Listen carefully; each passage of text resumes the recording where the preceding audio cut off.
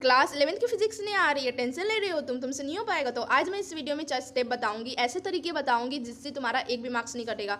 अगर तुमसे numerical solve नहीं होते, तुम्हारा फिजिक्स से इंटरेस्ट जा रहा है, तो ट्रस्ट मी आज ये वीडियो देख लो। ऐसे 4 स्टेप बताऊंगी जिससे तुम्हारा एक भी मार्क्स नहीं कटेगा। So hi everyone, I am Lakshmi Singh from class 11th। आप देख रहे हो टाइम टू स्टडी। तो सबसे पहले कैसे हो आप सभी?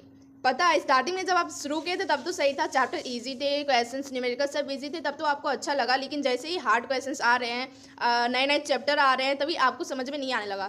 तो डोंट वरी, इसी वीडियो में मैं उन प्रॉब्लम्स के बारे में बात करूंगी, सॉल्यूशन भी दूंगी, स्टेप्स भी बताऊंगी, जिससे आपका एक भी नंबर नहीं कटेगा। Trust me. चलिए, जनरली मैं अपने सिबलिंग्स, बैक बेंचर, क्लासमेट से पूछने के बाद मुझे कुछ प्रॉब्लम्स पता चली है जो उनके मन में है, तो मैं उनका ही सोल्यूशन लाई हूँ। 3 प्रॉब्लम्स है। जो पहला जो है वो है कि न्यूमेरिकल सॉल्व नहीं होते, दूसरा जो है एनसीईआरटी नहीं आती उनको, तीसरा जो है क्लास में जो क्वेश्चन होता है वो तो कर लेते हैं, देन वो जब घर जाते हैं तो न्यू क्वेश्चंस नहीं आते, उन्हें न्यू क्वेश्चंस नहीं कर पाते। तो देखो, ये जो प्रॉब्लम है कॉमन है, सभी में होती है, आप में भी यही होती होगी, इसलिए मैं यही 3 प्रॉब्लम्स की बात करूंगी इस वीडियो में। तो first of all, ignore this light, it's natural light. मुझे सुबह में वीडियो शूट करना बहुत ज़्यादा पसंद है, और मुझे सनलाइट सुबह सुबह जब मेरे ऊपर पड़ती है तो मुझे और भी ज़्यादा मोटिवेट मिलती है आपको कुछ नया सिखाने के लिए, कुछ बताने के लिए। तो ठीक है, स्टेप पे बातें करते हैं। मैं यहाँ कुछ स्टेप लिख के रखी हूँ ताकि मैं कुछ भूल ना जाऊँ आपको बताने के लिए। तो जो पहला स्टेप है वो है क्लास में समझो। देखो, क्लास में क्या होता है कि हम ध्यान नहीं देते, घर में जब न्यूमेरिकल एनसीईआरटी खोलते हैं कि क्वेश्चन चलो सॉल्व करते हैं तो हो ही नहीं पाएगा। तो भाई सीधा सा फंडा यही है कि तुम क्लास में नहीं समझो। क्लास में जब टीचर थ्योरी क्वेश्चन सॉल्व कराती है, नोट्स लिखाती है, तो तुम वो क्यों नहीं लिखते?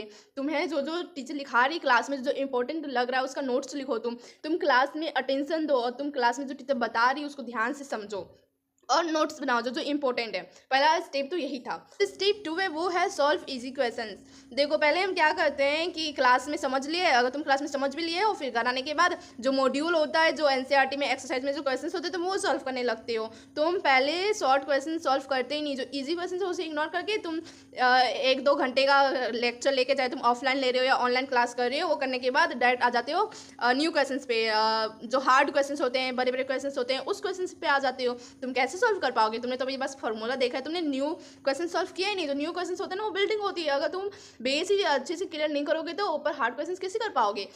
तो बेसिकली तुम पहले चैप्टर समझने के बाद, थ्योरी सेक्शन होने के बाद तुम इजी क्वेश्चंस बनाओ। तुम कुछ प्रीवियस ईयर के क्वेश्चन सॉल्व कर सकते हो, उसमें भी कुछ इजी क्वेश्चंस आते हैं। जो न्यू मॉड्यूल होता है ना, वो था हार्ड बनता है, हार्ड लेवल पे बनता है, इसलिए ताकि बच्चे नए क्वेश्चन सीखे। न्यू क्वेश्चन जो तुम्हें नहीं आती है, जो बहुत ज़्यादा हार्ड है, जो क्लास में भी नहीं है, बुक में भी नहीं है, ऐसे न्यू क्वेश्चन तुम्हें ये नेट पर मिल जाएगी, गूगल पर मिल जाएगी, तुम वो सॉल्व किया करो। तब तुम फिजिक्स में जो होगा ना, तुम इतने स्मार्ट बन जाओगे। स्टेप 3 जो है वो है सर्कल एंड स्टार स्ट्रेटजी। जी हाँ, इसका मतलब कि अगर आप क्वेश्चन सॉल्व करने बैठे हो, देखो इमेजिन करो तुम घर गए, बुक निकाले और क्वेश्चन सॉल्व करने बैठे। इसमें से जो सबसे ऊपर वाला पहला क्वेश्चन है वो इजी है, तो उसमें तुम टिक मार्क करो, ठीक है, वो तुमसे हो गया। देन नीचे, और नीचे क्या हुआ, कुछ ऐसे क्वेश्चन है जो तुम्हें नहीं आए, जो तुम नहीं कर पाए, तुम फॉर्मूला यूज़ करके भी नहीं कर पा रहे हो, उस पर सर्कल टिक मार्क करो।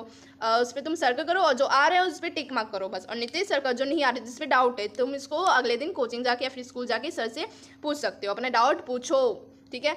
इंट्रोवर्ट मत बनो, इंट्रोवर्ट बनने से कुछ नहीं होगा। अपना डाउट पूछो। तुम ये मत सोचना कि कोचिंग जाऊंगा, वहाँ तो बहुत सारे टॉपर्स रहते हैं क्वेश्चन पूछने के लिए लाइन पे, और तुम जाते हो तो फिर इंट्रोवर्ट बन जाते हो कि कहीं मेरे डाउट आसान ना हो, सर क्या बोलेंगे, सब हंसेंगे। देखो, टॉपर वही रहता है जो कि उसके आजू बाजू सबसे कोई मतलब नहीं होता, उसको सिर्फ अपने डाउट से मतलब रहता है कि वो अपना डाउट कैसे क्लियर करेगा। वही टॉपर बनता है जो अपना डाउट, हर एक डाउट क्लियर करता है, सर के पास जाता है। इंट्रोवर्ट बनोगे तो कभी नहीं पढ़ पाओगे। तुम्हारा हक है, तुम पैसे देते हो, तुम जाके पूछो कोचिंग में, तुम खड़े होके क्वेश्चंस करो, क्योंकि तुम वहाँ फ्री में नहीं आ रहे हो, तुम्हारे माँ बाप पैसे भर रहे हैं कोचिंग में, और कोचिंग पैर पे तो उगता नहीं कि दो तोड़ के भर देते, उसके लिए मेहनत करते हैं, तो तुम उसका अच्छा इस्तेमाल करो। तो यही था। और फिर जो क्वेश्चंस बन गए उस पर सर्कल करो, और नीचे आओ। ऐसे क्वेश्चंस जो तुमसे हो गए, बन भी गए, लेकिन तुम्हें ऐसा लग रहा है कि न्यू है, थोड़ा यूनिक है, अच्छा है, क्वेश्चन में आ सकता है, इसमें तुम स्टार मार्क करो। जो क्वेश्चन बन जा रहा है उस पर टिक मार्क, जो नहीं बन पा रहे, जिस पे डाउट है उस पर सर्कल, जो हो गए तुमसे और लग रहा है कि यूनिक है उस पर स्टार मार्क। फिर जब तुम रिवीजन करने बैठो तो जो स्टार मार्क वाले होते हैं उसको तुम एक बार देख लिया करो एग्जाम के टाइम में। देखो, जो स्टेप 4 है वो है मेक शॉर्ट नोट। जी हाँ, देखो, लॉन्ग नोट्स बनाने से कोई फायदा नहीं है, लंबा चौड़ा लिख दो। नोट्स होता ही है शॉर्ट शॉर्ट पॉइंट के लिए, कुछ ऐसे पॉइंट्स बनाओ। कई बच्चे होते हैं चैप्टर स्टार्ट होने से पहले नोट्स बना लेते हैं चैप्टर के। भाई, अगर तुमने वो चैप्टर पढ़ा नहीं, तुमने क्वेश्चन सॉल्व किए नहीं, तो नोट्स कैसे बनाओगे? मैं बताती हूँ, तुम अपना नोट्स बनाने का तरीका जो उसके बदल दो। तुम पहले क्वेश्चन सॉल्व करो, थ्योरी समझो, उसके बाद तुम नोट्स बनाओ। उसके बाद तुम्हें लगेगा कि नहीं इसमें से क्या क्या इंपॉर्टेंस है, तुम उसके बारे में जान लेते हो ना क्वेश्चन सॉल्व करने के बारे में। और थ्योरी सेक्शन पढ़ने के बाद तुम्हें पता रहती है कि क्या क्या चीज़ें इंपॉर्टेंट है, और जिससे तुम स्टार मार्क किए हो, जो तुम्हें इंपॉर्टेंट पॉइंट लगा, जिसे तुम अंडरलाइन किए हो, उसे तुम शॉर्ट नोट में लिखो। छोटे छोटे पॉइंट लिया, यानी कि भर 2 पेज 4-5 पेज भर दो, नहीं। शॉर्ट नोट जो होता है वो 1-2-3 पेज का ही होना चाहिए, 2 पेज तो इनफ है। तो शॉर्ट नोट बनाओ, और देखो तुम ये सारी चीज़ें अगर फॉलो कर भी लिए तो तुम फिजिक्स में स्मार्ट बन जाओगे। ये तो मैं गारंटी के साथ नहीं कह सकती, ये ज़रूर कहूँगी कि physics is all about practice. अगर तुम अपना पेन नहीं खींचोगे तो तुम्हारा दिमाग भी आगे नहीं बढ़ेगा, फिजिक्स में तुम अच्छी पकड़ नहीं कर पाओगे।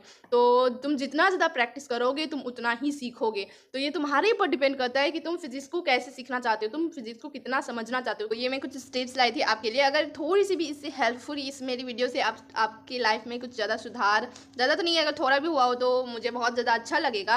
और मिलते हैं नेक्स्ट वीडियो में। Bye bye. लाइट्स देखो